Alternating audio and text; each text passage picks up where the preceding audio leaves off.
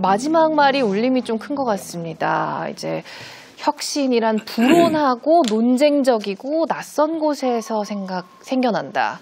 그래서 저는 더 막 살아야 되는 건지 더 의외성을 키워야 되는 건지 확신을 주셔서 감사합니다. 더 막 살도록 하겠습니다. 저는.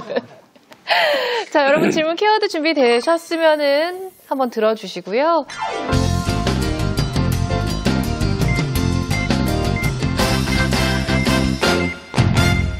변화나 혁신은 사회의 환영을 받지 못하고 온다고 말씀을 하셨잖아요. 네. 근데 그 변화와 혁신을 하는 그 개인은 환영받지 못하게 될 거잖아요.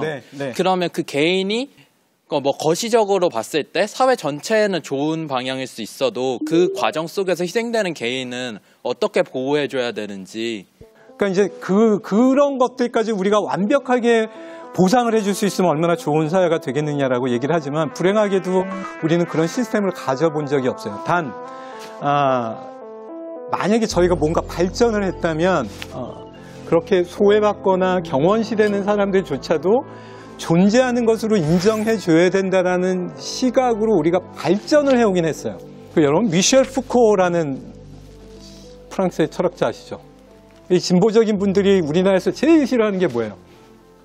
싫어하는 게 여러 가지가 있겠지만 제일 싫어하는 것들의 공통점이 뭐냐고 물어보면은 신자유주의라고 얘기합니다. 그렇죠? 그 중에 한 명이 시카고 대학의 게리 베커라는 분입니다. 핵심은 이겁니다. 푸코가 비판했던 판옵티콘에 숨겨진 로직은 뭐냐면 범죄나 불온한 것들을 1도 인정을 못하겠다는 의지를 하는 거예요. 그래서 세상의 모든 걸 감시해서 다 잡아가두겠다. 불온하거나 인정받지 못하는 것들은. 근데 게리 베커는 경제학자니까 범죄를 어떤 식으로 분석했냐면 여러분 고등학교 때 사회 시간에 배우는 수요 공급으로 분석을 했어요. 범죄의 공급은 디맨드에 따라간다는 거예요. 근데 여기서 이제 디맨드는 국가가 얼마나 처벌을 강력하게 하느냐. 근데 문제는 뭐냐면 경제학자들은 범죄를 어떻게 보냐면 IQ처럼 이렇게 분포로 봅니다. 정상적인 사람들이 가운데 가장 많겠죠. 근데 끄트머리에는 항상 몇 프로는 범죄가 항상 존재한다는 거예요. 동성애자는, 이교도는, 정치적 신념이 다른 사람은 우리 앞에서 사라지면 편하고 그 사람들이 사라지면 우리가 정상이 된다는 사고 대신에 분포로 보게 되면 인류 역사상 어느 사회건 어느 시대건 그 사람들은 5%, 10% 항상 존재했다.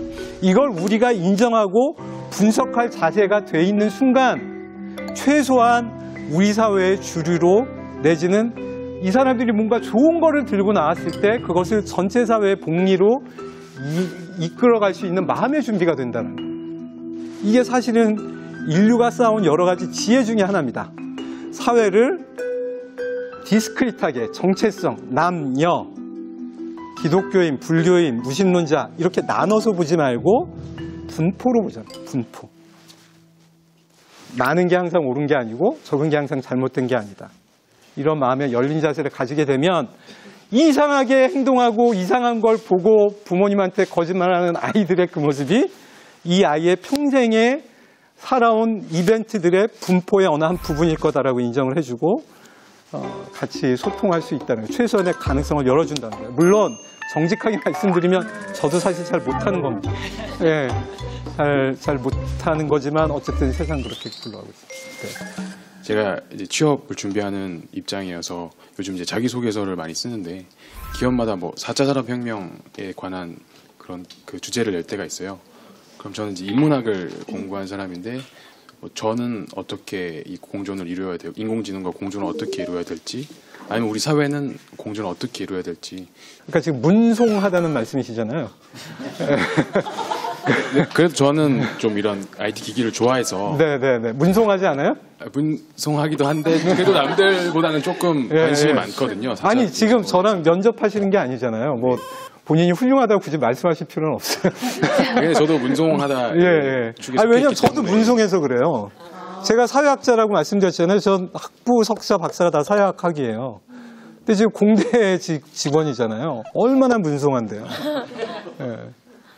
근데 지금 제가 카이스트에서 지금 얻는 경험은 뭐 기계공학과 교수님이랑 얘기하고 전산학과 교수님도 얘기하고 이분들이 무지하게 저를 존중해 주신다는 겁니다. 그리고 제 얘기를 들으려고 노력을 하세요. 이게 사실 굉장히 머리 좋으신 분들이 4차 산업혁명과 인문학에 대해서 갖는 자세나 이런 것들이에요. 근데 이게 단순히 교양과 무슨 이타심이 높아서 이런 행동이 나오는 것이 아니냐? 아니에요. 여기 지금 본질적인 니드가 있기 때문입니다. 그리고 니드에 대해서 호소를 하시면 돼요. 그럼 그 니드, 당신들이 가지고 있는 본질적인 니드가 이거라면 나는 이런 식의 대답을 하면 좋겠다라는 걸 말씀하시면 되는데, 제가 의심하는 건 우리 문송한 우리들이 지금 잘못이 아니고 우리들을 지금 뽑으려고 기다리시는 분들의 자세와 저희의 부모님들에 대해서 저희가 질문을 계속 드리는 겁니다. 정말 스티브 잡스를 뽑고 싶으세요? 아니면 좋은 상무가 되는 사람을 뽑고 싶으세요? 아니, 사실은 후자라고 생각이 들거든요. 그러면은 면접에 그런 걸 물어보면 안 돼요. 여러분, 스티브 잡스가 자기가 만든 회사에서 쫓겨났던 거 아십니까? 네. 예. 쫓겨났어요. 근데 왜 스티브 잡스를 뽑겠어요? 그러니까 이것도 저는 잘못된 거라고 생각을 합니다. 그리고 저는 그 대기업 내지는 기업의 면접 담당하시는 분들한테 물어보고 싶으세요. 여러분, 도대체 어떤 사람이 뽑고 싶어서 그런 질문을 하시는 겁니까? 그럼 그거에 맞는 질문을 대답을 하게, 내지는 그거에 맞는 준비를 하게 만들면 되는 거잖아요. 근데 우리 사회가 그거에 대한 어떤 정보의 공유라든지 합의 같은 게 없는 상태에서 맨날 교양 다큐멘터리나 드라마나 영화를 보고 나서 얻은 그 지식을 굉장히 멋있게 표현하게끔 우리가 압력을 받는단 말이죠. 이건 사회적인 낭비라고 생각합니다. 우리 좀 물어봅시다, 대기업에. 어떤 사람을 정말 뽑고 싶으신 건지. 예. 그게 저의 대답입니다. 한번 물어봐 주세요. 면접하셔가지고. 네. 개인적으로 언어를 많이 공부하는 학교에 다니고 있는 저로서는 제 주변의 사람들이 이제 AI가 도래하면은 과연 우리는 미래에 무엇을 먹고 살 것인가. 그러니까 예를 들어서 번역도 지금 보면은 점점 더 이제 예를 들어서 번역기 구글 번역이나 아니면 N사의 파파땡이라거나 이제 점점 더 이제 발전하면서 이거 사람이 하는 거랑 이제 거의 별 차이가 없는데라고 하는 수준까지도 종종 가는 경우를 몇 번 봤거든요.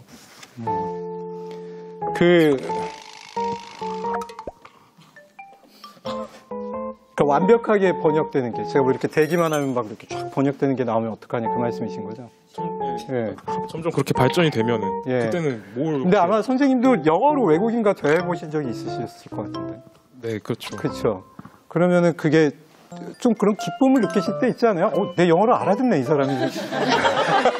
네? 그러면은 그렇죠. 저희가 영화에서 봤던 막 감탄사도 막 써가면서 오 마이 가시 이런 것도 했는데 그 사람도 하면 그런 어떤 그 감정의 교류 같은 게 있잖아요. 그 오마르 카얌이라는 그 페르시아의 시인이 있었습니다.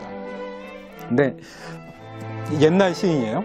그러니까 이슬람 세계에 있었던 그 사람의 시를 제가 알 방법이 없잖아요. 이거를 그 영국의 유명한 히피치저라든지 정확하지가 않습니다. 번역을 해서 그 책으로 나온 게 루바다이라는 책인데 저는 또 그거를 또 한글로 번역해서 봤을 거 아니에요. 이게 몇 단계를 거쳐서 저한테 들어온 시가 제가 아주 좋아하는 시들 중에 하나예요.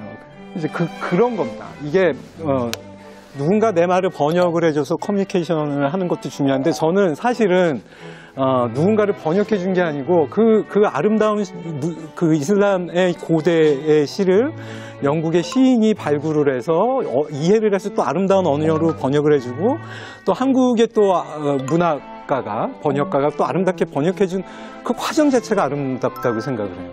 예. 그래서 사실은 그래서 언어가 굉장히 중요하다. 이것도 사실 제 결론 중에 하나입니다.